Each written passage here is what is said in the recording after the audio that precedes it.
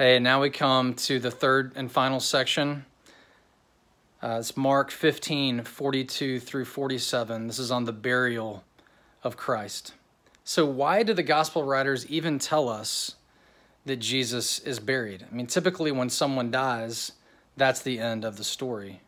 And so just the fact that we're being told such detail about the burial of Jesus should make us wonder what's going on. But here we see the details of the burial of this dead man, Jesus.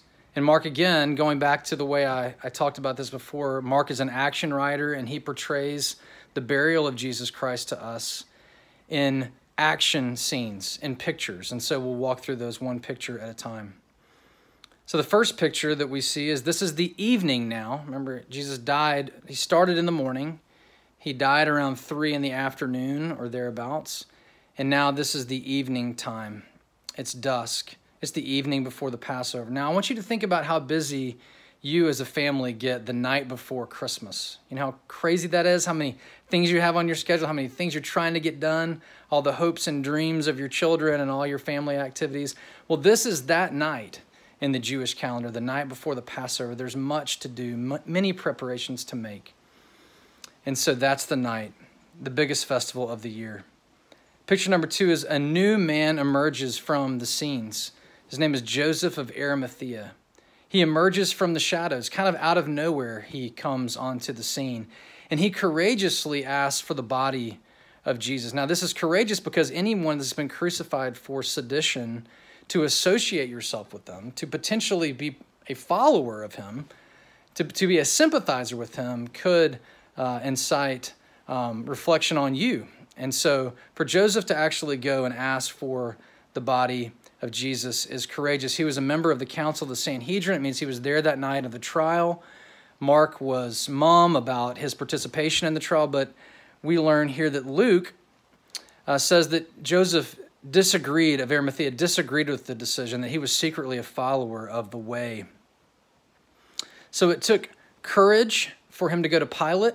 He does go to Pilate, and then Pilate sends word to the centurion who's just believed and said, surely this man was the Son of God.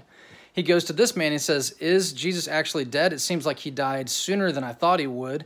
The centurion then confirms he is indeed dead. And so you have Pilate, the governor. You have the centurion, the one in charge of the killing, all confirming that Jesus is indeed dead. And Joseph of Arimathea as well, a member of the Sanhedrin. So Jesus, the big takeaway theologically is Jesus is dead. He is a dead man at this point. That's the second picture. The third picture is that Joseph buries Jesus in his own tomb. So Joseph goes to the cross. Jesus is still hanging there. He probably goes with some of his men. He was a wealthy man. Maybe some of the people who work for him. They go and they take Jesus' body down from the cross. Jesus, even though he is dead, is still very heavy. He's lost a lot of weight from the water that's gone out of him. He's dehydrated, I'm sure, but still you have to think about the heaviness of the corpse of Jesus for them to get him down off of the cross. Joseph goes to Golgotha, takes Jesus' body down, and then wraps him in a linen shroud. And he and his servants then take Jesus to Joseph's own tomb. Joseph was a wealthy man and had his own tomb prepared. The fifth picture is that Joseph and his servants roll a stone in front of the door. They roll a heavy stone, a big stone, in front of the door. The big theological point here is that the door is sealed. It's not going to be opened. It's not going to be opened from the outside or the inside. It would be almost inconceivable to think that this would be opened at this point. Picture number 6 is the two Marys now know where Jesus is buried. They see there in verse 47, they see the place where he is laid, and that doesn't just mean the tomb where he is laid. It means the actual place where he is laid. They understand that he's wrapped in a linen shroud, and so when they go back on Monday, they're going to go and they're going to figure out how to roll that stone away with some help there. But they're prepared fully to prepare Jesus' body further even for death because it was kind of a rushed burial. But Mark is, again, setting us up for something. He's setting us up and telling us all of these details about a man's burial. Why? Why is he telling us about this?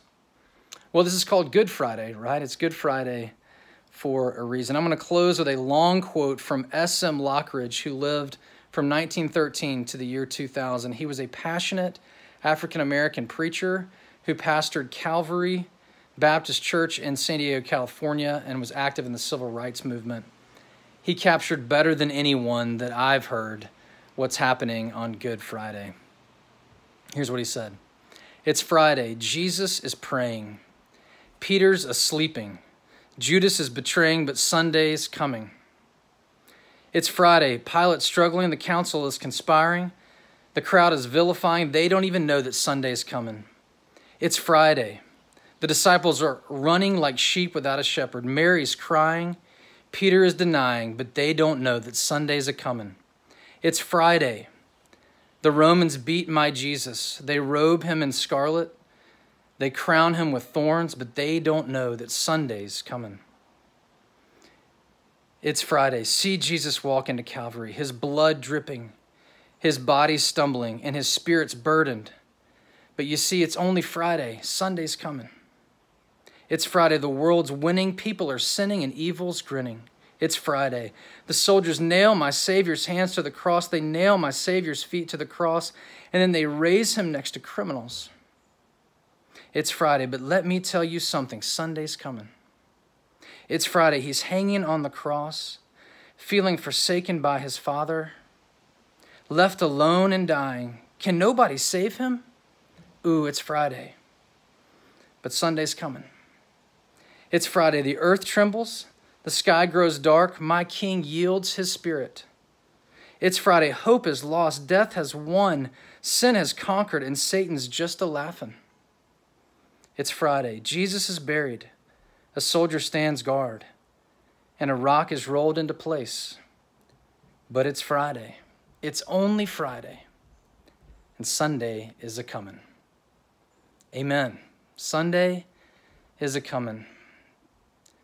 Thank the Lord for his death on our behalf, and thank the Lord that it's just Friday, and Sunday is coming.